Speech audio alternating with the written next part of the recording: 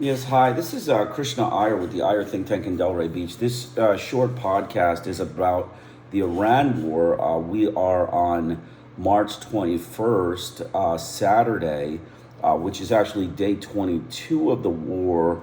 Updates on the Iran war.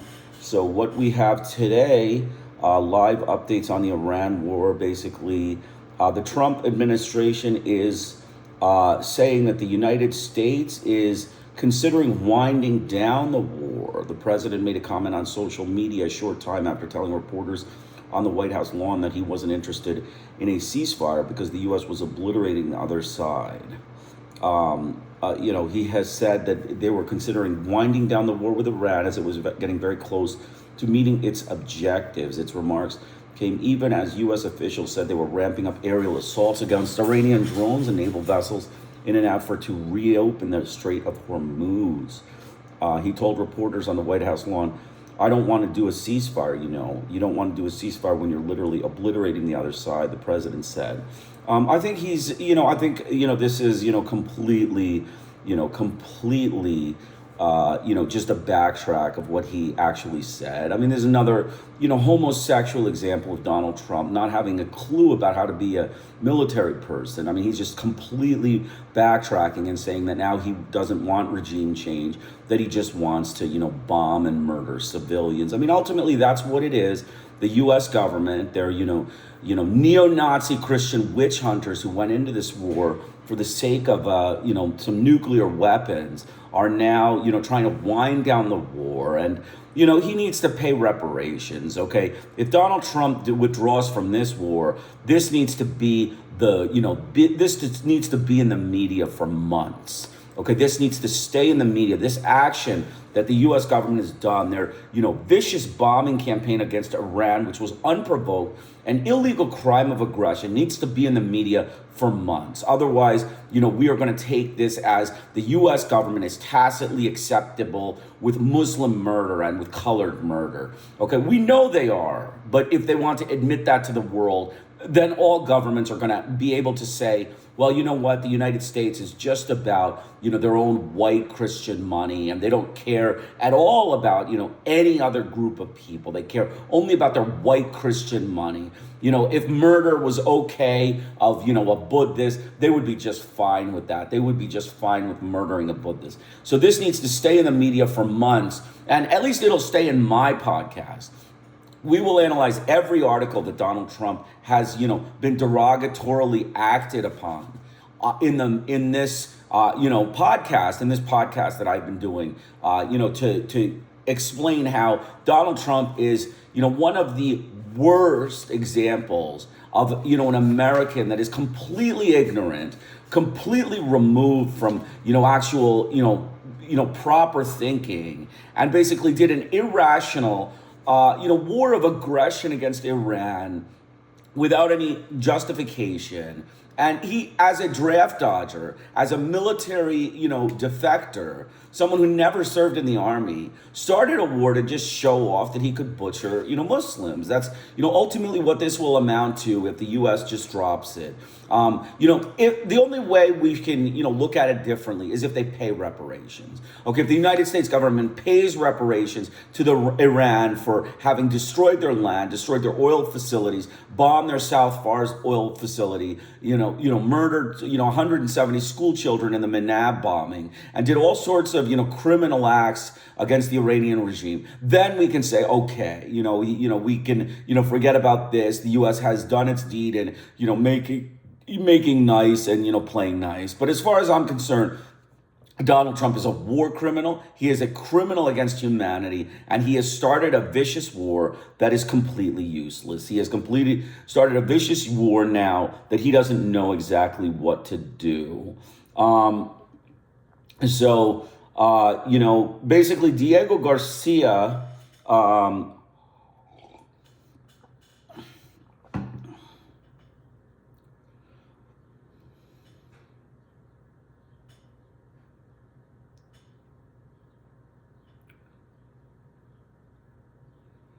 Trump has built himself a box called the Iran war, and he can't figure out how to get out of it, says Aaron David Miller Middle East negotiator for the Republican Democratic administration. This is the biggest source of frustration. Analysts say the Trump administration's biggest misjudgment was over how Iran would respond to war it considers existential.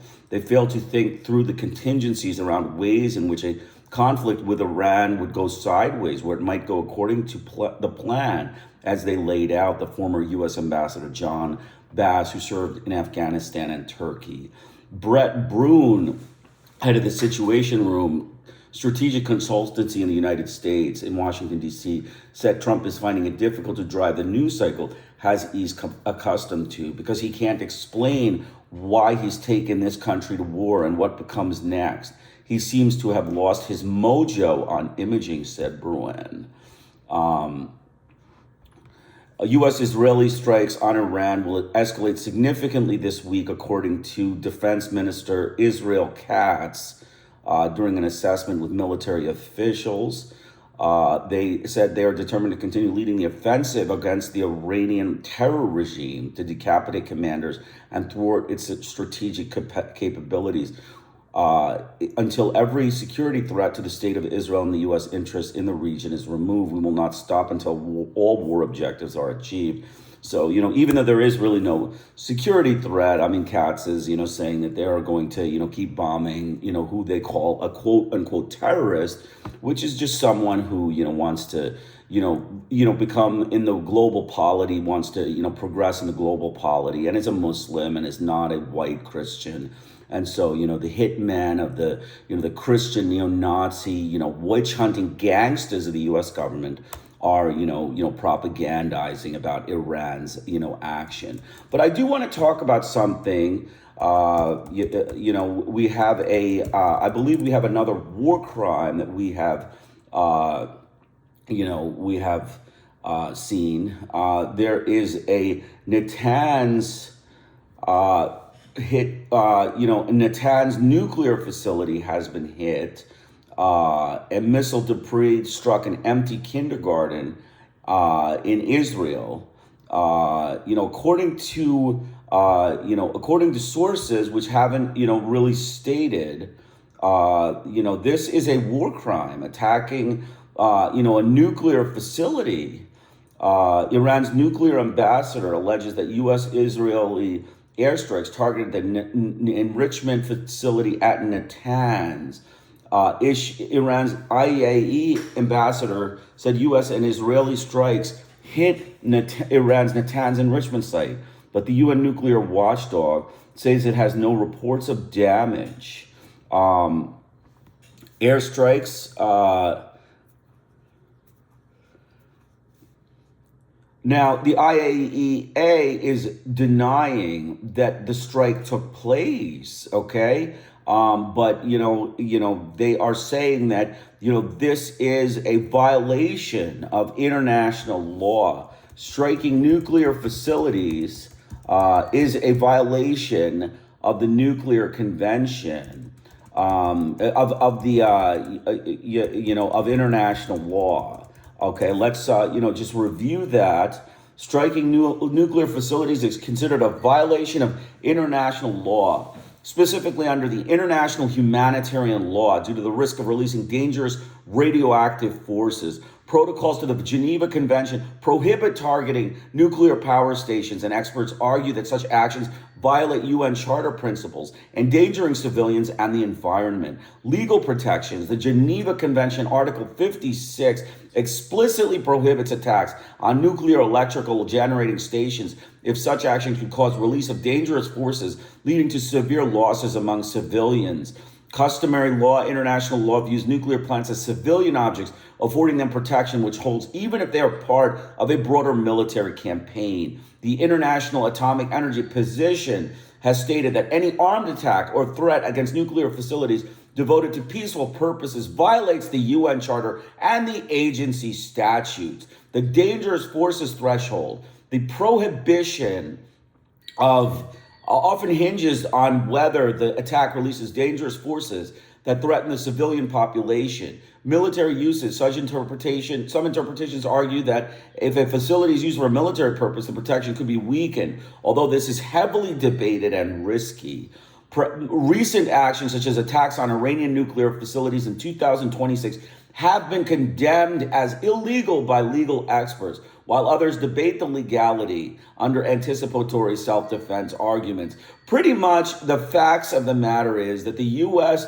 and Israel, the U.S. and Israel have, attacked the Natanz nuclear site, created a situation in which there's the possibility of nuclear debris and have violated international humanitarian law. Another war crime, check mark, and another war crime for Donald Trump and Benjamin Netanyahu, war criminals that we know of that are, war criminals of the U.S. government. We know they are war criminals, and the Israeli government. We know they are war criminals, and basically, there are multiple media sources saying that, Iran nuclear facility was struck on March 21st, says the Atomic Energy Organization, following the criminal attacks by the United States and the usurping a Zionist regime against our country. Natanz enrichment complex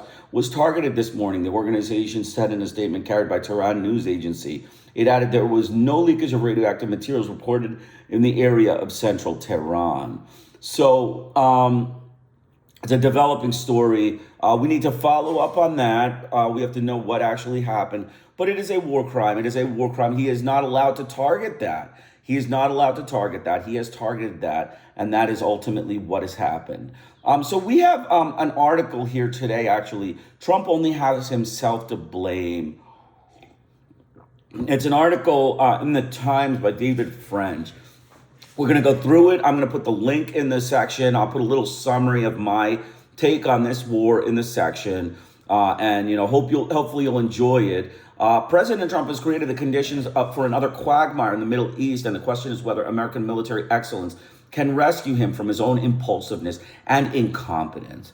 Here, the present situation in a nutshell. The United States and Israel have established absolute air dominance over the nation of Iran. In a few short days, our combined forces have destroyed Iran's ability to protect its own airspace, have killed much of Iran's senior military and civilian leadership, and have sunk much of Iran's navy. At the same time, the United States and Israel are damaging Iran's nuclear program from the air, and they are destroying Iran's ability to manufacture and deploy ballistic missiles. They are also attacking the internal security forces that maintain the Iranian regime's hold on the population.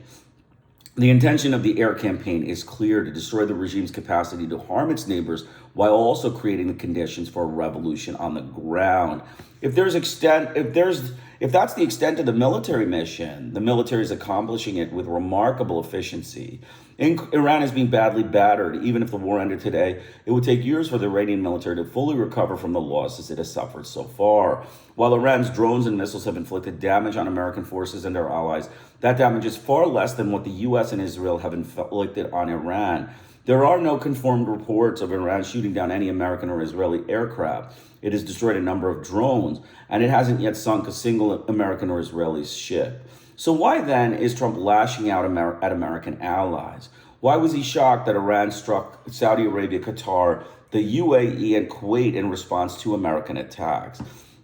Perhaps the answer lies in a Wall Street Journal report from last Friday. According to the journal, General Dan Kane, the chairman of the Joint Chiefs of Staff, warned Trump that Iran might attempt to close the Strait of Hormuz, and Trump shrugged off the threat and launched the attack anyway. He told his team that Tehran would capitulate before closing the strait, the journal wrote. And even if Iran tried, the U.S. military could handle it. But Iran did not capitulate. There is no real sign the regime is in danger of falling. Instead, it has effectively closed the strait, and it's reportedly done so without choking off its own oil exports. In other words, while other nations can't ship oil through the strait, Iran still is. Iran may not be able to seriously damage Israel with its missiles, though a few missiles have gotten through Israel's defenses and killed Israeli civilians. And it may not be able to sink American ships, but it can potentially plunge the world economy into a state of crisis. It could well emerge from the conflict with its regime intact and perhaps even more hardline, and its power over the world economy undiminished. In a recent post, the Institute for the Study of War described the problem well. a weakened regime that remains in power after this war would be able to disrupt shipping whenever and for however long it pleases, with little effort of its current relatively limited strike campaign on shipping proved sufficient to cause the US and Israel to surrender. A failure to demonstrate the will and ability to deny Iran the ability to disrupt traffic is road, will make it enormously harder to deter Iran from future descriptions. That's the logic that leads to a quagmire. If America declares victory now, then the Iranian regime is still in power and the strait is closed, then Iran can perversely claim that it has won. It took a huge punch, absorbed the blow, and still forced America to climb down. It employed the ultimate weapon, closing the strait, and America had no effective answer. Commit to opening the strait and keeping it open by force, and the U.S. may find itself well in another open-ended, costly conflict with at least some American soldiers on Iranian soil. This would be war on our enemies' terms and terrain, with the potential of slowly but surely inflicting casualties and costs on the American military until we grow tired of the conflict and leave. The only way to cut this Gordian knot is with military miracle. It is a fast campaign with minimal casualties that can quickly reopen the strait, minimize harm to the international community, and leave Iran almost entirely toothless, unable to inflict military or economic damage on its foes. Let's just say, in my opinion, the U.S. is going to put ground troops on in Iran. They are sending 200,000 Marines, as well as 3 aircraft carrier ships to the Strait of Hormuz. They are going to be involved in a ground assault. There is going to be a war in Iran. I do not believe that Donald Trump is really truthful when he says he's backtracking. I do not believe it. I want to see it. I want to see him actually withdraw. I believe he is going to, put ground troops in. He's going to attack the Strait of Hormuz with his aircraft carriers. He is going to put troops on the ground, open up the strait, because that's the only way he's going to save the economy. I mean, otherwise, the economy is going to tank. And there is no way that, he is going to just back down the way he is, propagandizing in the American public. He is propagandizing these ideas that he is just going to, wind down. The war is winding down with the Strait of Hormuz closed and Donald Trump in the sitting in the driver's seat. He's just going to wind it down. Let's just be frank. I advise all world governments be aware that the American government is getting involved in a major conflict here. They're going to put troops on the ground. They're going to attack the Strait of Hormuz. They're going to open the Strait of Hormuz. There's going to be many casualties as a result of this fight. And who knows what they're going to do in Iran, what war crimes and crimes against humanity they're going to commit against Muslims. But that is what is happening here. That is the end result of this. That is my forecast, ignoring all the other nonsense in the media, all the other nonsense about him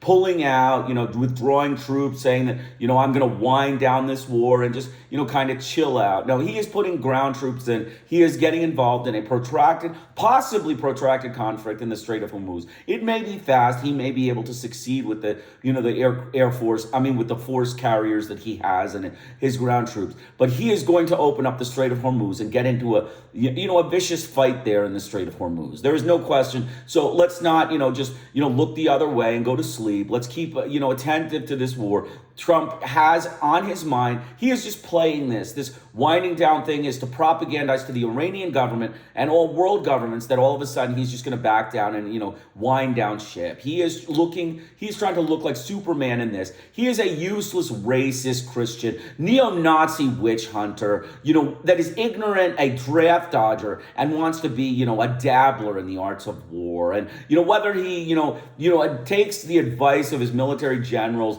which is, you got to open the Strait of Hormuz, Mr. Trump. We all know that. So your military generals are advising you. And so you're just, propagandizing in the media that we got to open the Strait of Hormuz. You're just, a useless, racist, anti-Muslim butcher. But yes, you do have to open the Strait of Hormuz. So that's what you're going to do. You're taking advice from your military. And once you open the Strait of Hormuz, then you'll maybe wind down the war. But, who knows how long that's going to take. Let's just be frank.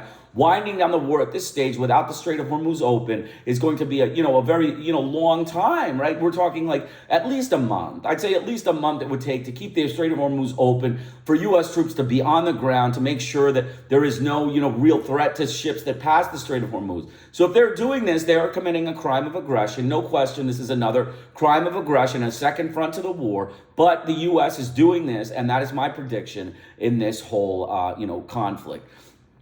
Continuing on, Trump's recklessness has left the United States with few good options. Indeed, the dilemma America now faces is a perfect illustration of why Trump should have taken his case for war to the Congress and the American people before he fired the first missile.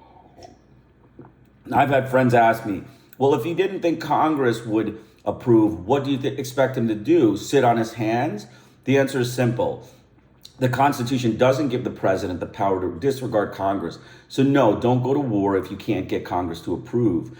And if a Republican president can't get a Republican Congress to support this war, perhaps that provides even more reason to doubt the wisdom of the conflict. He has made the case for war. Had he made the case for war, he could have prepared the people for potential economic hardship. He would have been forced to precisely define our war aims and the means he'd choose to pursue those aims. Had he not alienated key allies through economic warfare and threats to seize Greenland, it could have been easier to assemble in advance an allied force to protect the Strait of Hormuz. Instead, Trump launched a major war on his own initiative while announcing competing and potentially contradictory war aims. Is the goal regime change, unconditional surrender, or is it much narrower, the destruction of Iran's missile and drone forces? Sinking its navy, stopping its nuclear program, and destroying its ability to wage war through its proxy forces, including Hezbollah, Hamas, the Houthis, and the kaleidoscope of allied militias in Syria and Iraq. The Iranian regime, by contrast, has a single simple theory of victory: survive. If the regime is still standing at the end of the conflict, then Iran lives to fight again. And if it survives, at least in part through its closing of the Strait of Hormuz, then it knows exactly how to fight again. Even when wars are carefully planned, with allies brought on board and the majority of the public in support, they're still highly volatile and unpredictable. The best analysis in the world can be confounded by the way events actually unfold. For example, we are now in the 5th year of a war in Ukraine that many people expected would end in a few days.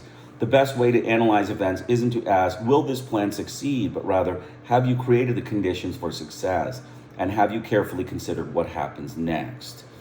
In the military context, that can mean that your troops are well supplied, well trained, and well led, and acting according to a solid, achievable battle plan.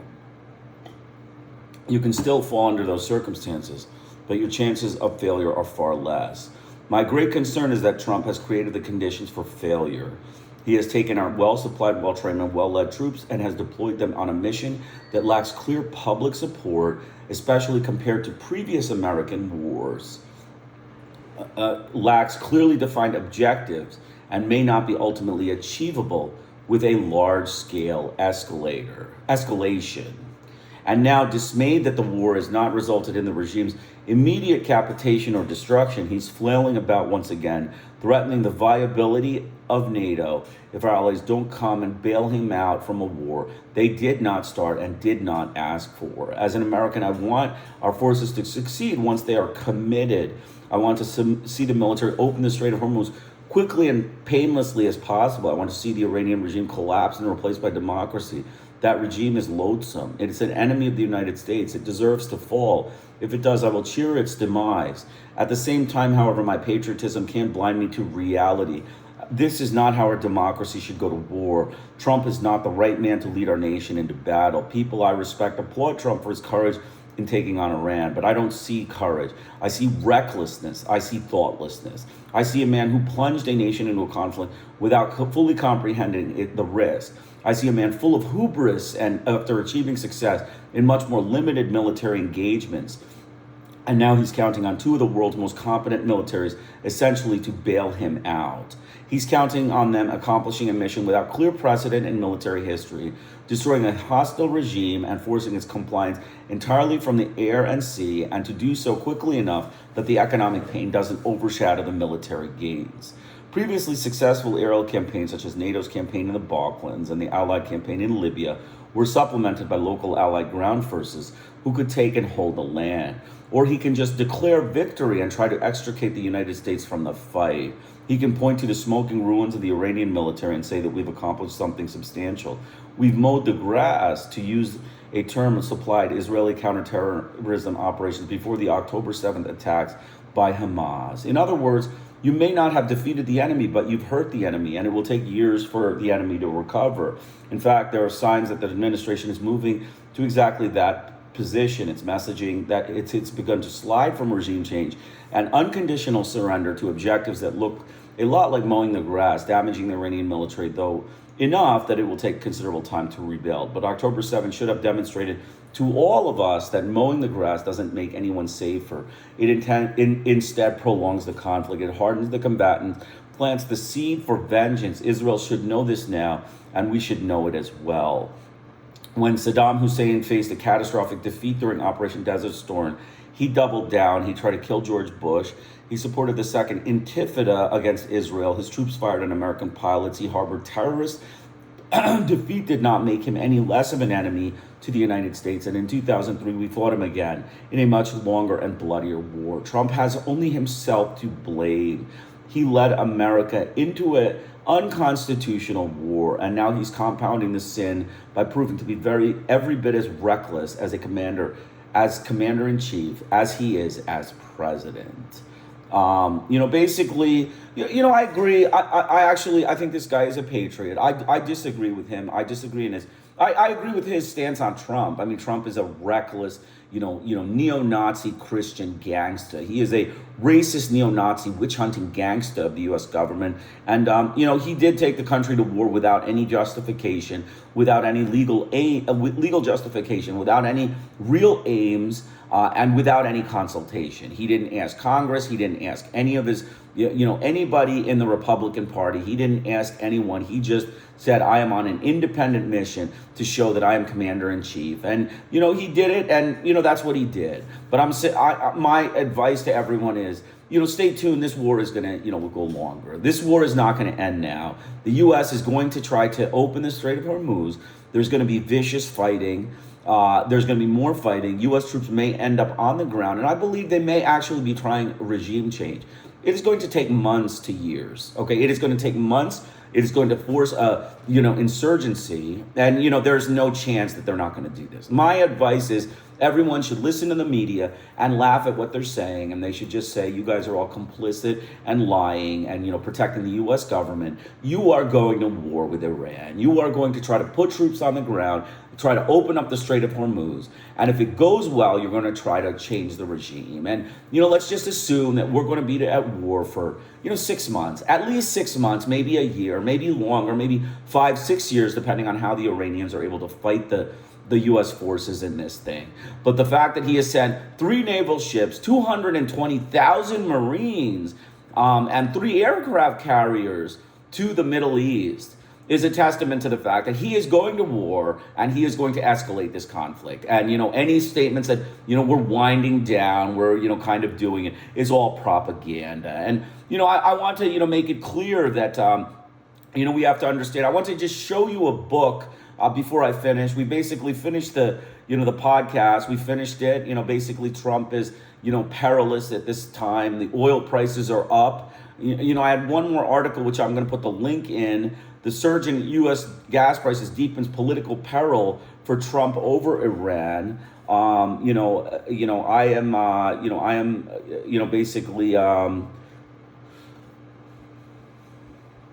I'm going to just summarize this article. I'm not going to be able to,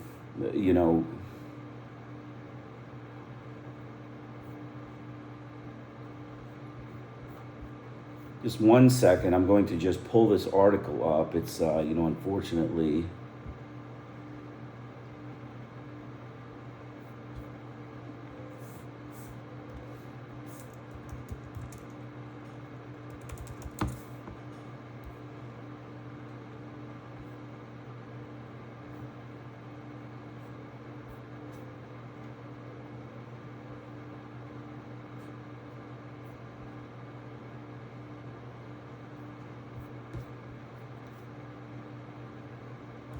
Let's. Okay, so I am. I'm going to have to. I'm having trouble logging into BBC's website, even though I have an account here.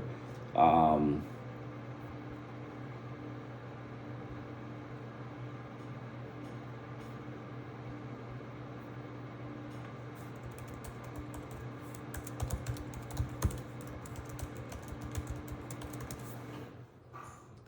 Okay, so in the long and short of this, the long and short of this, podcast on, the BBC article on him, screwing up oil prices is basically, basically like a simple one. It's basically saying that, the U.S. is.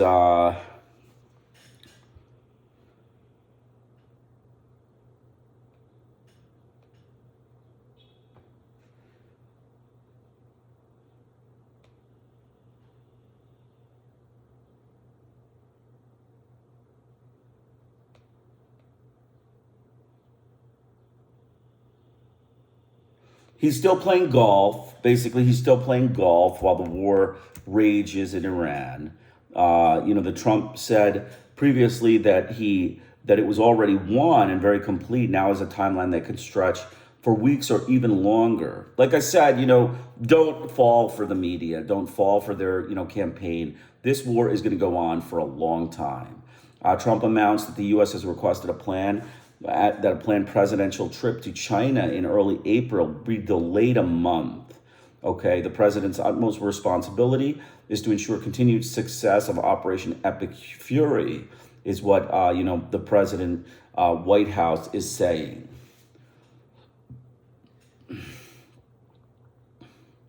He had said that many countries he has requested to join the coalition, they have actually agreed.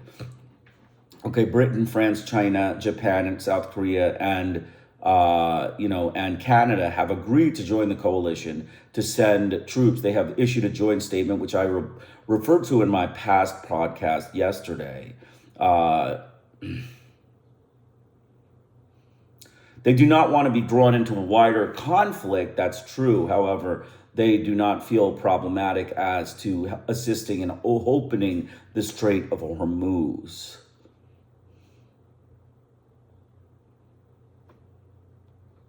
He says they have no right to be laying mines in the Straits of Hormuz. Well, Donald Trump, you don't have the right to bomb Tehran. So, if you have the right to bomb Tehran, they have the right to, bomb your ships or your people that are trying to bomb them. So, this is kind of, he's not really a military man. He's, really just a draft dodger. He's a coward. He's a failure in war, and that's what this war has shown. But he is going to, push this and try to show that he has the resolve to, complete this, because I believe that if he doesn't, he's going to completely lose face. Okay, if he just backs down now, he's going to completely lose face.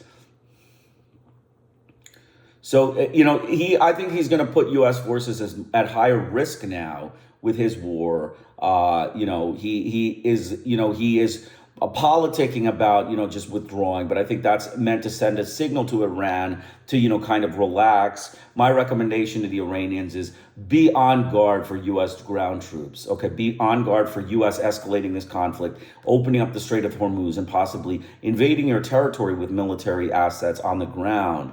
And so, that's my advice to anyone who would be, fighting this war. I believe this is an illegal war aggression by the United States, a racist, a neo-Nazi group of Christian witch-hunting gangsters that chase for nuclear weapons that just became anti-Muslim butchers in their campaign against the Islamic Republic of Iran. Basically his popularity is in the 40% low range. And prices for housing, groceries, and consumer goods continue to remain high, even as overall inflation has dropped over the first year. It distracts Trump from efforts to convince the American public that the president is addressing their economic concerns. He is not. The cost at the gas at the pump is, going up.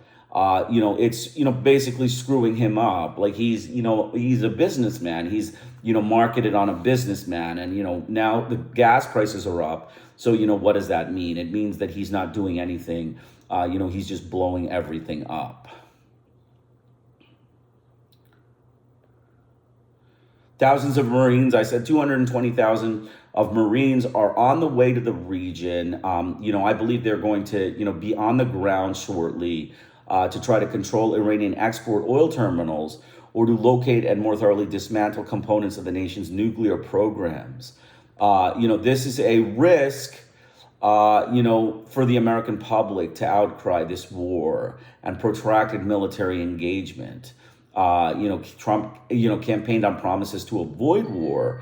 There's a forever war fatigue, Young said, if we put boots on the ground. That's a whole new risk for the administration. It changes everything.